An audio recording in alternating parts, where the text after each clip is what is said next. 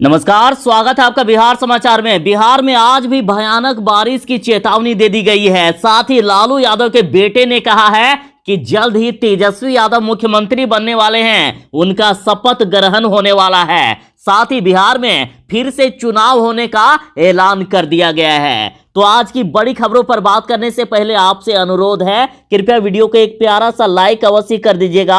आपका लाइक करना ही हमारी मेहनत का फल होता है। ये लीजिए, मौसम विभाग ने अभी अभी बिहार वालों को फिर से चेतावनी दे दी है और अगले 2 दिनों तक ये चेतावनी दी गई है कि बिहार में भयंकर बारिश होगी। देखिए, पूर्वी चंपारण, गोपालगंज, सिवान, सीतामढ़ी में बारिश की संभावना जताई जा रही है। साथ ही बिहार के 7 जिलों में ऑरेंज अलर्ट तक जारी कर दिया गया। बिहार के इन जिलों में 2 दिनों तक भयानक बारिश होने वाली है और ये जिले हैं पूर्णिया, कटिहार, किशनगंज, अररिया, पटना, गया, औरंगाबाद, नवादा और नालंदा। साथ ही पूर्वी चंपारण, गोपालगंज, सिवान, सीतामढ़ी और शिवहर में भी तेज बारिश होगी। और साथ ही मधेपुरा, सुपौल, सहरसा, खगड़िया और बेगूसराय में भी तेज बारिश होने वाली है। लगातार लालू यादव और तेजस्वी यादव कह रहे हैं कि बिहार में नीतीश सरकार जल्द ही गिरेगी और जल्द ही तेजस्वी यादव की सरकार बनने वाली है। तो इधर तेज प्रताप यादव ने भी आज ऐलान कर दिए हैं। देखिए, लालू के बड़े लाल तेज प्रताप यादव ने सुशील मोदी पर तंज कसते हुए कहा कि नया कुर्ता और पैजामा जो सिलवाए हैं ना, उसको संभाल करके रखिएगा।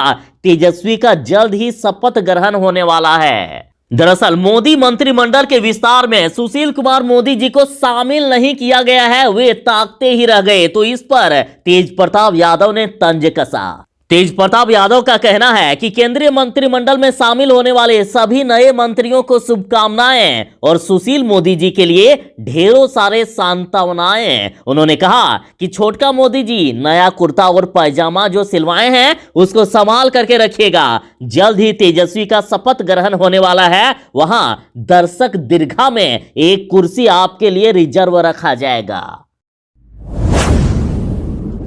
मुख्यमंत्री नीतीश कुमार जी लगातार बाढ़ पीड़ित जिलों का जायजा ले रहे हैं, हवाई सर्वेक्षण कर रहे हैं। खुद मुख्यमंत्री नीतीश कुमार जी हेलीकॉप्टर से निकलकर देख रहे हैं कि कहां कितनी भीषण तबाही है और लोगों को किस प्रकार से मदद पहुंचाई जा सकती है। साथ ही मुख्यमंत्री नीतीश कुमार जी ने लगभग सभी अधिकारियों से कह दिया है कि बाढ़ पीड़ितों की हर प्रकार से मदद करनी चाहिए। सभी डीएम को निर्देश देते हुए कहा है कि हवाई सर्वेक्षण करें। अपने अपने इलाके का सभी डीएम हवाई सर्वेक्षण करें और अपने अपने जिले के सभी इलाकों की जानकारी लें और उसके आधार पर आकलन करें और सभी को जो जो मदद चाहिए वो मदद पहुंचाई जाए।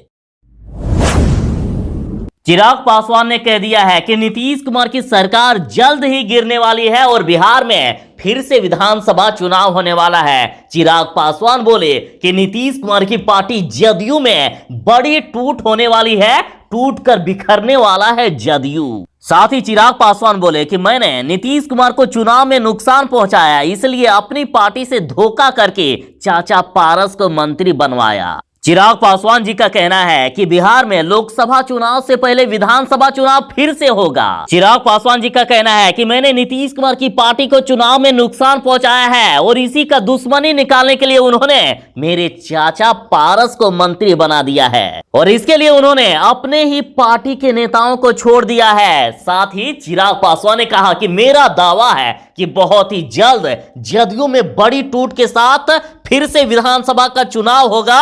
जदयू के कई विधायक और नेता अब भी मेरे संपर्क में हैं। मुजफ्फरपुर में बूढ़ी गंडक तबाही मचा रही है, विकराल रूप धारण कर चुकी है। बाढ़ से तबाह हो गए हैं हजारों परिवार और अब पलायन करने को मजबूर हैं, अपने घर द्वार छोड़ करके भाग रहे हैं। आप तस्वीरों में देख सकते हैं कि कितना भयानक नजारा है मुजफ्फरपुर का। आखिर ऐसे में कैसे रहेंगे लोग? अब तो रास्ते भी बंद हो गए और किसी तरह से बाढ़ के पानी में से गुजरकर लोग अपने घरों से भाग रहे हैं। मुजफ्फरपुर में हालात इतनी गंभीर है कि बूढ़ी गंडक यहां लाल निशान को भी पार कर गई है और बाढ़ पीड़ितों को सबसे ज्यादा परेशानी है कि भोजन बनाने का कोई साधन ही नहीं बचा है। घर में पानी घुस जाने से चूल्हे चौकी सब कुछ भीग गया है। बच्चे भूख से परेशान हैं, मवेशियों का चारा भी नहीं मिल पा रहा है। और मुजफ्फरपुर के अधिकांश गांवों में तबाही सी मच गई है। पप्पू यादव जी का कहना है कि मेरी गिरफ्तारी के लगभग 60 दिन हो रहे हैं। इन्होंने पूछा है क्या यह न्याय है या अन्याय, क्या यह इंसानियत है या हैवानियत, आखिर मुझे कैद करने से किसका मकसद सिद्ध हो रहा है, किसे बचाने का यह षड्यंत्र रचा गया है।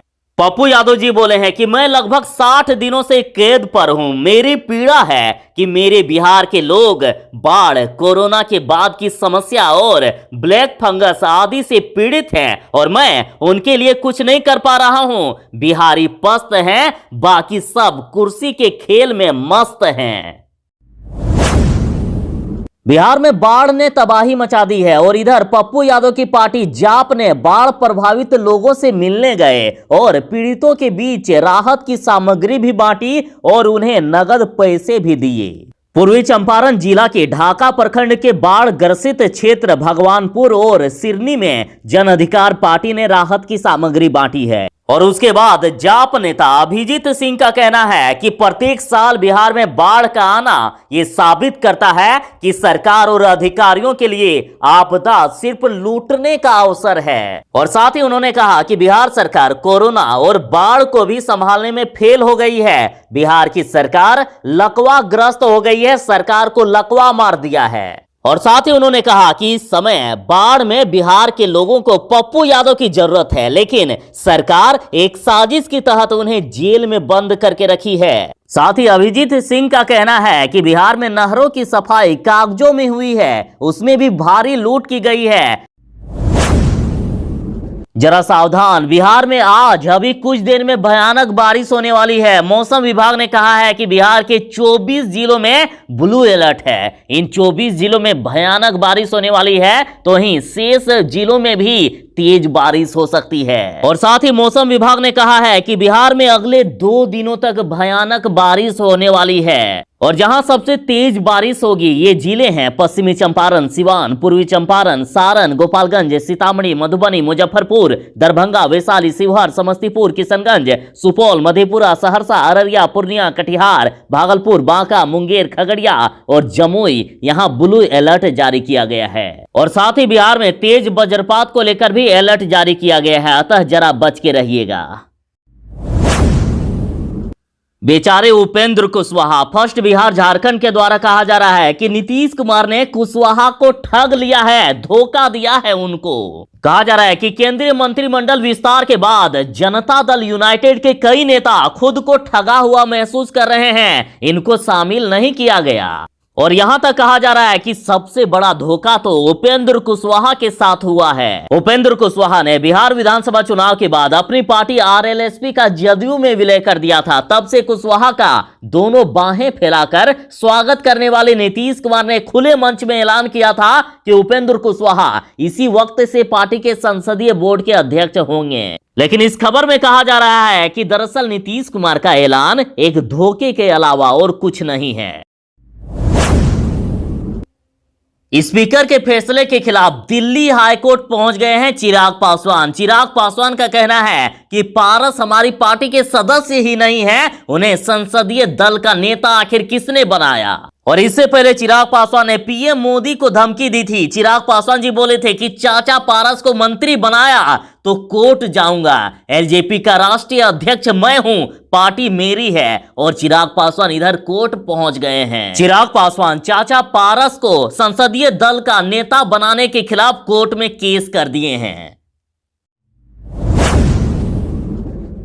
एनडीए में खलबली सी मच गई है, मोदी सरकार में खलबली मच गई है। मोदी मंत्रिमंडल के विस्तार से ठीक पहले 12 मंत्रियों ने इस्तीफा दे दिया है और लगातार इस्तीफा और भी दिया जा रहा है। एक तो केंद्रीय बीजेपी मंत्री रविशंकर प्रसाद ने इस्तीफा दे दिया और उसके साथ ही मानव संसाधन विकास मंत्री रमेश पोखरियाल निशंक ने भी इस्तीफा दे दिया है।